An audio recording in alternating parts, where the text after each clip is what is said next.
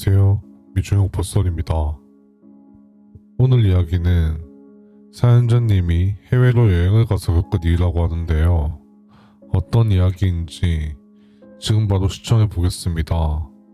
이야기 시청 전 멤버십 가입 한 번씩 해주시면 저에게 큰 힘이 됩니다. 이야기 시작합니다. 저는 인천에 거주 중인 남자입니다. 제보하는 이야기는 실제로 제가 사회초년생 때 겪었던 이야기이고, 어디 가서 이야기하고 싶지만 당시 겪었던 일들이 무서워 처음으로 누군가에게 익명으로 제보하게 되었습니다. 이 이야기에 나오는 국가와 이름은 모두 가명으로 전해드리며 시간이 많이 지난 이야기여서 이 이야기 흐름이 조금씩 끊어질 수 있는 점 양해 부탁드리겠습니다.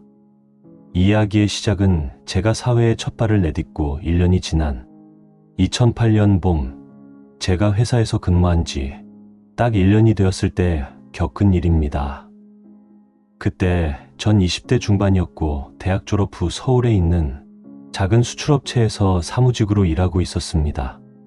그 회사는 직원이 20명도 안 되는 소규모였지만 대표는 나름 사람 좋은 인상이었고, 평소에도 직원들한테 간식을 사주거나 생일이면 케이크 같은 걸 챙겨주는 분이었습니다. 그래서 괜찮은 회사다라고 생각하며 다니던 때였습니다. 당시 월요일 아침마다 회의가 있어서 출근 후 회의실로 이동했고, 직원들과 이야기를 나누며 대표님이 오시길 기다렸습니다. 잠시 후 대표님은 직원들에게 인사를 하며 들어오셨는데요.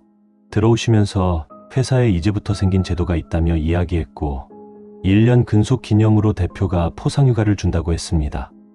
당시 회사가 대기업도 아니고 중견기업도 아닌 회사여서 처음엔 의아했지만 평소 대표가 복지에 최선을 다했고, 거기다 최근에 투자자를 확보해서 가능한 일이구나 생각 들었습니다. 그리고 대표는 저희를 보며 요즘 고생 많았으니까 푹 쉬다 오라며 이야기했고, 비행기표랑 숙소까지 다 잡아주고 연차에서 제외하지 않고 유상휴가를 준다 하더군요. 직원들은 그 말에 진심으로 감동했습니다. 저는 해외여행은 처음이어서 꼭 가고 싶었죠. 그런데 대표는 한 가지 조건을 걸었는데요. 건강검진을 하고 거기서 건강한 조건과 최근에 회사에 입사한 젊은 직원들만 해당된다는 것이었습니다. 지금은 건강검진이 누구나 편하게 받을 수 있지만 당시에는 건강검진 비용이 너무 비싸서 엄두가 안 났죠. 그래서 걱정하고 있는데 건강검진 비용도 준다며 이야기하더군요. 그렇게 저를 포함한 3명의 직원이 명단에 올랐고 저희는 건강검진을 받았습니다. 이후 건강검진에서 저와 한 명의 직원이 해외 휴가에 최종 선발되었는데요. 여행지는 동남아 4박 6일 일정이었습니다. 대표가 계약했다는 여행사에서 연락이 와서 일정을 안내받았고 현지 가이드가 공항에서 맞이해준다는 설명까지 들었습니다. 첫 해외여행이어서 걱정 반 설렘 반이었습니다. 공항에 도착했을 때 한 40대쯤 되어 보이는 현지 남성이 종이에 제 이름과 저와 같이 가는 직원의 이름이 적힌 팻말을 들고 있었습니다. 한국 미정기업에서 온 미스터 땡땡땡이라고 또박또박 써 있더군요. 그 남자는 자신을 톤이라고 소개했습니다. 영어와 약간의 한국어를 섞어서 말했는데 꽤 친절했습니다. 짐도 직접 들어주고 차 문도 열어주더군요. 여행지에 도착한 날은 밤이어서 아무것도 못했고 다음날 첫날로 하여 여행을 시작했는데요. 그렇게 첫날은 시티 투어하는 날이라며 이야기했고 내일은 이동해서 시골 마을도 볼 거라며 일정표를 보여줬습니다. 한국에서 받았던 일정표와 똑같은 일정이었죠. 첫날은 정말 평범했습니다. 왕궁 구경하고 수상시장도 들렀고 저녁엔 타이식 레스토랑에서 식사까지 했습니다. 첫 해외여행이고 공짜 여행이었지만 모든 게 흠잡을 데 없었습니다. 돌아가면 정말 회사에 충성을 다하겠다 생각들 정도였습니다. 그렇게 호텔에서 하룻밤 자며 하루가 지나갔고 둘째 날 아침이 되니 저와 직원이 머무는 방에 노크 소리가 들려왔습니다. 직원은 씻고 있어서 제가 나가서 문을 열었죠. 그리고 누군지 보니 저희 여행을 가이드해주는 토니였습니다. 토니는 오늘 밤 투어가 끝나면 우리가 너무 좋다며 자기가 아는 로컬 사람들 가는 특별한 곳 보여준다며 말했고 어눌한 한국어를 구사하며 한국 사람 잘 몰라 진짜 리얼 동남아라며 말해주더군요. 저는 순간 망설였습니다. 왜냐하면 일정표엔 없던 내용이었고 따로 하면 추가 금액이 발생하지 않을까 걱정들더군요. 그리고 씻고 나온 직원은 이야기를 듣고 저와 같은 생각이었는지 혹시 비용은 얼마나 드냐며 물어보았는데요. 토니는 저희에게 별도로 돈 안 들어 그냥 경험이야라며 미소를 지었습니다. 첫날에도 굳이 사비를 들여서 이것저것 기념품도 사주고 열심히 했던 토니의 모습이 생각났고 저희는 믿고 가보자며 이야기했습니다. 그렇게 둘째 날 동남아 시골에 가서 우리나라에 있는 민속촌 같은 느낌의 거리도 거닐고 돌아다니다가 근처에 있는 허름한 숙소에 들어갔습니다. 이런 동네에 뭘 보여줄 게 있을까라는 생각을 하고 숙소에 있는데 밤 9시쯤 토니는 정장을 말끔하게 입고 저희 방으로 찾아왔습니다. 그리고 내려가자며 이야기하더군요. 그리고 2층으로 내려가니 저희가 타고 다니던 차와는 다른 차가 와 있었고 운전수도 처음 보는 현지인이었고 토니와 운전수 말고 조수석에도 사람이 있었습니다. 그리고 그 차에 저와 같이 간 직원을 태웠습니다. 차는 저희가 낮에 돌아다녔던 곳을 벗어나 달리기 시작했습니다. 창밖으로는 점점 가로등조차 보이지 않았고 어두워서 밖이 잘 보이지도 않았습니다. 지나가는 오토바이 뒤에 탄 사람은 헬멧도 없이 저를 힐끔 보더군요. 그리고 토니는 운전석에 앉아있는 남자 2명과 알아듣지 못하는 이야기라며 저희를 보면서 안심하라는 듯 웃었는데요. 옆에 있던 직원은 여기 어디냐고 토니에게 묻자 토니는 친구 하우스 로컬 게스트하우스 세이프라고 짧게 대답했습니다. 벤이 멈춘 곳은 3층짜리 낡은 건물이었습니다. 간판도 없고 창문엔 철창이 있더군요. 저희는 여기는 뭐 하는 곳이냐 물었는데 토니는 한국으로 따지면 쉬고 가는 곳이라며 이야기했고 저희는 휴게소 같은 거냐며 물어보자 토니는 귀찮은 듯 맞다며 빨리 들어가라 했습니다. 녹슨 철로 된 문을 열고 안으로 들어가자 벽에는 곰팡이가 피었고 입구 앞에는 반쯤 부서진 냉장고가 놓여 있었습니다. 그리고 안으로 들어가자 현지인 남자 둘이 의자에 앉아 담배를 피우며 있었습니다. 토니가 그들에게 뭐라고 말하자 그중 한 명이 웃으며 고개를 끄덕였죠. 그리고 토니는 갑자기 제게 방 열쇠를 쥐어주며 말했습니다. 하룻밤 여기서 자고 내일 아침 이동 오케이? 저는 우리 숙소가 있는데 왜 호텔이 아닌 여기서 쉬냐며 물었지만 토니는 호텔 풀부킹 내일 다시 체크인 노월이라며 웃어 넘겼습니다. 이상했지만 이미 밤이 늦었고 차를 타고 한참을 달려와서 뭘 하려고 해도 할 수 없었습니다. 그리고 옆에 있던 직원도 여기서 믿을 건 토니밖에 없으니 토니 눈에 거슬리는 행동은 하지 말자며 이야기하더군요. 직원의 표정을 보니 뭔가 모르게 겁을 잔뜩 먹은 느낌이었습니다. 그리고 토니가 알려준 방으로 직원과 저는 각자 들어갔는데요. 방은 침대 하나에 옛날 제가 어릴 때 집에서 쓰던 낡은 선풍기 하나뿐이었습니다. 창문은 쇠창살이 있었고 곰팡이 핀 커튼이 쳐져 있더군요. 그리고 화장실은 방에 없어서 밖에 있는 샤워실에서 씻고 와야 했습니다. 씻고 와서 방으로 들어가니 문 밖에서 찰칵하는 소리가 났습니다. 처음엔 뭔가 하고 방문을 열려고 해보니 방문이 열리지 않았습니다. 제가 문을 두드리며 밖에 사람을 불러도 대답이 없었습니다. 대신 복도 끝에서 누군가 낮게 웃는 소리가 들리더군요.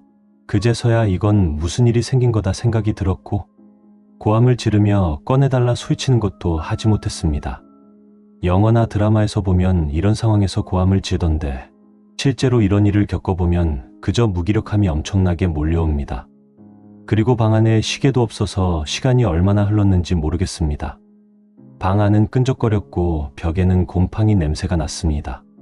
밖에서 남자들 목소리가 들렸습니다. 그 나라 언어였지만 중간중간 코리안이라는 단어가 섞여 있었습니다. 그때 문이 벌컥 열리더니 토니가 들어왔습니다. 그의 표정은 처음 봤을 때의 미소가 아니었고 술 냄새가 짙게 났습니다.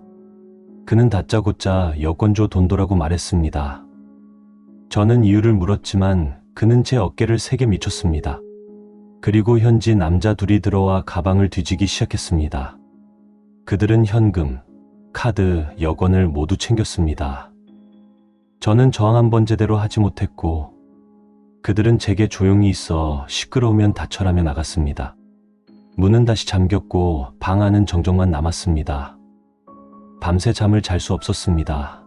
밖에서는 음악 소리, 웃음소리, 술병 부딪히는 소리가 들렸고 가끔씩 문 앞을 누가 지나가는 발소리가 들렸습니다. 그런데 갑자기 천장에서 물방울이 떨어지는 소리가 들렸습니다. 이를 자세히 보니 천장 한쪽이 석고판으로 막혀 있었고 틈 사이로 빗물이 새고 있었죠. 저는 그때 여길 통해 나갈 수 있을지도 모른다는 생각이 들었습니다. 의자 하나를 받치고 위로 올라가 천장을 밀었는데 생각보다 쉽게 들렸습니다. 조심스레 밀어 올리자 석고판이 뚝 하고 떨어졌고 위에는 좁은 배관 공간이 있었습니다.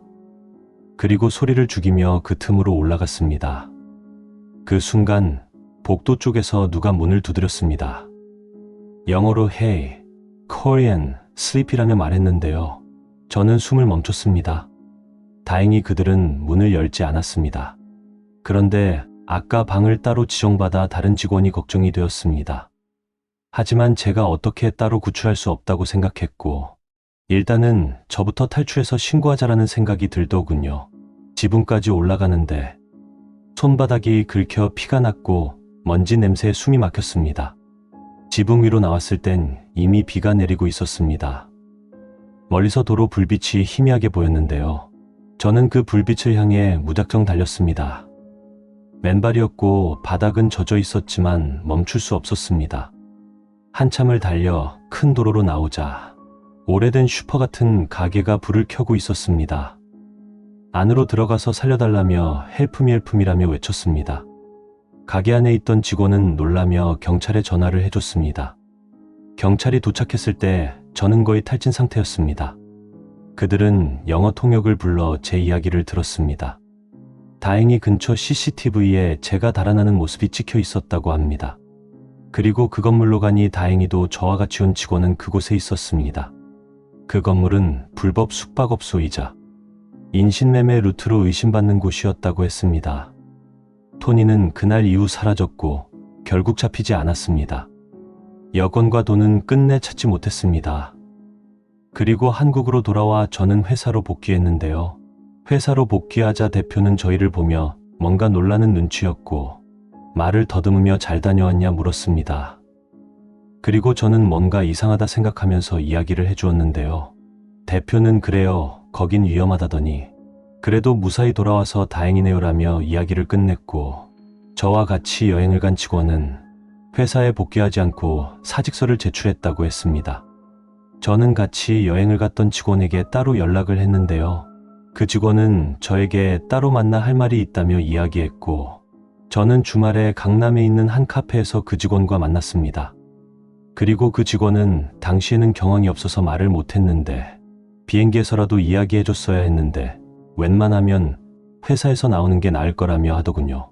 저는 왜 그러냐 물으니 확실한 건 아니지만 동남아 여행에서 납치당한 게 대표하고 연관이 있는 것 같다 하더군요. 대표와 토니가 전화 통화하는 걸 여행 첫날에 옆에서 들은 기억이 있다 했고 당시에는 대표님이 우리 좀 잘 챙겨달라고 전화했구나 싶었는데 이를 겪고 나니 뭔가 기분이 묘하다 하더군요. 토니도 마지막에 직원을 풀어주면서 외부의 이야기를 발설하면 한국에 찾아가서 어떻게 되는지 보자며 이야기했다고 하더군요. 그래서 직원은 무서워서 회사를 그만둔다고 이야기하자 아무 말 없이 회사는 사직서를 받아주었다고 합니다. 저도 그 이야기를 듣고 회사를 그만두었고 그 이후로는 주위에도 아무런 이야기도 신고도 하지 않았는데요. 최근 비슷한 사건들이 대두되고 있어 익명으로 이야기 제보하게 되었습니다. 오늘 이야기 어떠셨나요? 재밌으셨다면 구독, 좋아요 한 번씩 부탁드리겠습니다. 감사합니다.